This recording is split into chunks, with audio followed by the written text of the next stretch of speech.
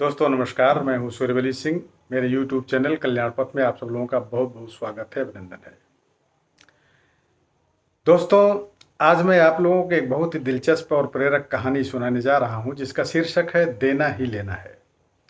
एक बार एक गुरुजी सत्संग कर रहे थे। उन्होंने दृष्टांत देते हुए कहा कि जन्म से मृत्यु यानी लगभग 70 वर्ष तक हम यह खेल खेल रहे हैं।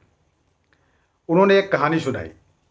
एक छोटा भाई और एक बड़ी बहन सांप सीढ़ी का खेल खेल रहे थे। सांप से नीचे तो सीढ़ी से ऊपर। छोटा भाई हारने के बाद रोता था और बड़ी बहन हारने के बाद भी हंसती थी। समझने की बात है कि जीवन में जो परिस्थितियां मेरे नियंत्रण में नहीं होती हैं, उन्हें खुशी से स्वीकार करने की ताकत नहीं हो तो दुखी होकर स्वीकार करना होता है, परंतु स्वीकार तो करना ही पड़ेगा। सांप सीढ़ी के इस खेल में आप केवल डाइस फेंक सकते हो। ये जीवन भी एक सांप सीढ़ी का खेल है। इसमें आप केवल डाइस फेंक सकते हो। हार हो या जीत हो, कुछ भी हो, उसे आप चाहे खुशी खुशी स्वीकार करें, चाहे बुरे मन से, चाहे गिरे मन से स्वीकार करें, भारी भारी मन से स्वीकार करें, लेकिन उसको स्वीकार तो करना ही पड़ेगा। प्रश्न यह उठता है कि स्वीकार करने की ताकत कहां से आए। मन, बुद्धि और संस्कार, इन पर विजय प्राप्त करने से यह ताकत आएगी, अर्थात जप और ध्यान से। इसलिए गुरुजी ने कहा कि मैं तो केवल मार्ग बता सकता हूं, चलना तुम्हें स्वयं है। तुम्हें स्वयं ही चलना पड़ेगा उस मार्ग पे। सृष्टि कर्म के आधार से चल रही है। भाग्य, सुख और दुख कर्म के आधार से ही बनते हैं। दुआओं से भाग्य जमा होता है और सुख देने से सुख मिलता है। क्रोध करने से दुख मिलता है। युक्त युक्त बोल और मौन रहने से सुकून मिलता है। अब भाग्य की कलम तुम्हारे हाथ में है। जैसा लिखना चाहो वैसा लिख लो। अब गुरुजी सत्संग के बाद एक कतार में खड़े लोगों को प्रसाद बांट रहे थे। एक छोटा लड़का गुरुजी तक भाग के गया और गुरुजी से वह प्रसाद ले लिया। गुरुजी ने उस लड़के को प्रसाद दिया। लड़का प्रसाद लेकर भाग गया। थोड़ी देर बाद वही लड़का फिर गुरुजी के पास गया और गुरुजी ने उसे फिर प्रसाद दिया। वो लड़का पूर्ण उत्साह के साथ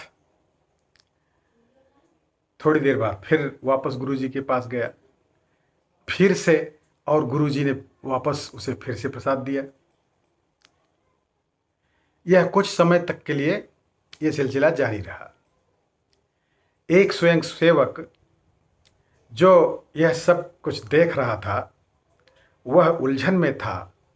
उसने गुरुजी से पूछा क्यों वह उस छोटे से लड़के को बार बार प्रसाद दे रहे हैं, जबकि दूसरे लोग प्रसाद पाने के लिए लाइन में खड़े हैं, कतार में खड़े हैं, इंतजार कर रहे हैं। तब गुरुजी मुस्कुराए और बोले,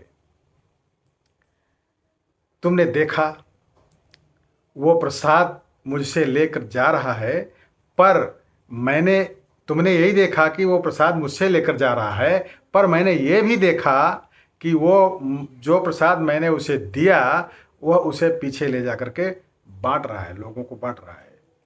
जब तक वो देता रहेगा तब तक मैं भी उसे देता रहूंगा। तो दोस्तों, इस कहानी से हम सबको यही शिक्षा मिलती है कि देना ही लेना है। दूसरों के साथ खुशी बांटने से खुशी मिलती है, खुशी बढ़ती है, और अगर आप दूसरों को दुखी करेंगे तो निश्चित तौर पे दुख ही वापस रिबाउंड होके मिलेगा। इसलिए देना सीखें दोस्तों, फिर जो चाहिए वह अपने आप चलकर हमारे पास चला आएगा। तो दोस्तों, कहानी कैसी लगी